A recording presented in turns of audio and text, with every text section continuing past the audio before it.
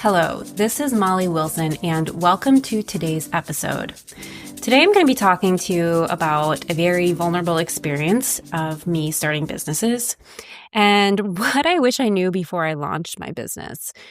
So, if you are a business owner, starting a business, an inspiring entrepreneur, this episode is for you. I'm going to be sharing the tips and lessons I wish I knew before I started so that I didn't have to keep pivoting and feeling like I was stuck and starting over. Now, I initially started pursuing entrepreneurship 5-6 years ago or so in the health coaching world. I started off as a health coach. I wanted to leave my traditional OT job and figured that was a great transition into an online space where I could be transient, I could travel, I could work from my laptop and still charge like high ticket price for things. And eventually, I did that for about 5, 6, 7 months, maybe under a year. And I had several coaching clients and it seemed to be going well. But I just didn't feel good in it. It felt a little stagnant. It felt a little isolated. I just didn't really feel like that was my thing. And to be quite honest with you, it was quite competitive. I felt like I was posting things on social media and I was just like in an echo chamber of nothingness, just a dark hole, like post and pray, right? We've all heard that mentality. And nothing was really happening after the 5, 6, 7 months when my initial clients phased out of the program. So I took a break. I ended up going back to traditional OT for a little while doing side hustles, dog sitting, gig work, all of that fun stuff to just kind of keep myself going and not having to work a full-time OT job. That was what my method was. And I always knew I'd come back to entrepreneurship, but what that would look like, I really didn't know. Fast forward to about 5 months ago, I threw in my towel again from OT and I said, this is it. I can't keep putting myself in these situations where I get anxious going into work, where I dread the weekdays. I hate it and I leave my work feeling just exhausted and bitter. I don't feel good. What I'm doing at my actual job is exhausting and even that doesn't feel super fulfilling or even functional as traditional OT goes, which is wild because we work on function. But I just felt like meaningless, right? It didn't feel good to me. And that misalignment just created more burnout, more frustration, more drive for me to do something different. So when that time came, I knew I needed to get serious. I knew I needed to find something to make a living online or in person. I wasn't really sure yet if it was going to be hybrid. But I knew it was possible to do something like that. I knew I needed to get out of what I was doing and create a business or a framework for me to be successful. And so what I did, like most people, I got online. I started getting on social media more. I started observing and engaging and researching what other women are doing for business, what their business model is, what they're selling, what their price points are, who their target audience is. I started just getting involved in a lot of different spaces online. And to some extent, that's helpful, right? You kind of need to know your competitors. You kind of need to know your niche. You need to know what businesses are out there, what your options are. But for me, it was overwhelming. I think all of that information coming in made me more confused about what I'm supposed to do, what I'm here to do.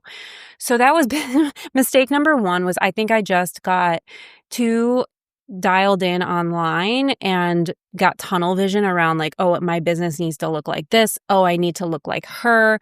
Oh, I'm not going to be good enough because this woman is already dominating that field. And it really makes it hard for you to identify yourself if you're all over the place, if you're trying to do too many things, if you're not sure about what you're here to do, what you're here to offer. So when that happened, when I realized I was like, oh, this is just too much for me, I took a step back and I asked myself, well, what am I really good at? Like, what can I do in my sleep? What can I talk about really well? What do I feel confident in? And what came up was OT. because I have been doing it for 11 years. I have my expertise, my clinical background, my experience. So I thought, I know this stuff inside and out. Why don't I just do something in the world of OT, whether that's like helping caregivers or their families understand the medical system, or I just create a course that teaches caregivers, primarily like women in that caregiving position who are helping and supporting their aging parents, know what to do, know how to manage the stress and the responsibility that comes with this new role. So I had that idea, right? Because I was confident in it. I have the background, I have the qualifications, I have the experience. And to be quite honest, like that's a huge market opportunity. So I said, you know what? I'm going to do it. I see that being an opportunity. It looks good on paper. I know what I'm doing. That's what I will pursue in my business. And this is where I ran into problems. I wasn't passionate about it. I had the background, I had the experience, but I was clearly phasing out of OT. I clearly didn't want to do that anymore. I didn't really want to engage with the elderly because that was my specialty area, was like rehab and adult geriatrics. So I was just kind of over it. And I realized after I made a decision and after I built my website, after I hired a business coach, after I did all of this research, after I crafted my messaging and shared on social media, that I really didn't care. And it's horrible to say, but if you are not passionate about something, if you don't want to work with that person or that target audience, that is a clear red flag that's not going to be, you're not going to be successful. You're not going to be happy. You're going to burn yourself out and you're going to end up back at square one wondering like, what the hell am I here for?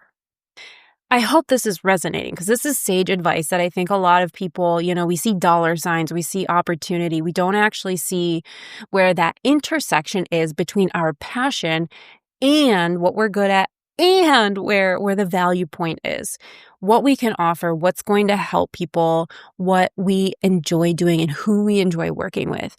I think for me, I had that experience and I started feeling, after I was like pursuing that path, I started feeling really burnt out. I started feeling really bitter. I started being just kind of miserable in a way. Even like my boyfriend recognized it. And I was like, I just don't really know what I'm doing. I don't think this is like gonna benefit me in the long run because my vision is different. My vision is not working with the elderly, not working with their families. Honestly, it sounds, again, horrible, but I don't really care.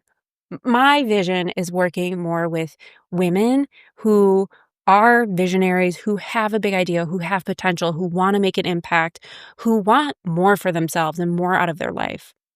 That's who I want to work with. It excites me.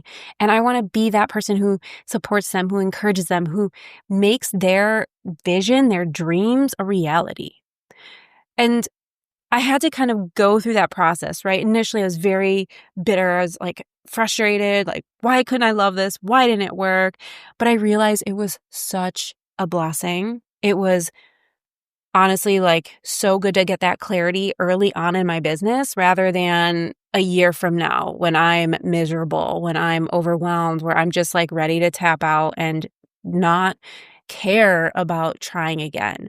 I'm at least in a position in the early stages where I'm pivoting. I'm pivoting, working on my messaging, who I want to work with, and sharing this with you because I want you to know that it's important to really care about what you're doing because this is your work. This is, if you're an entrepreneur, you have to have some sort of drive and passion attached to what you do. And if you don't, you better hire a lot of people who do because you will not be successful.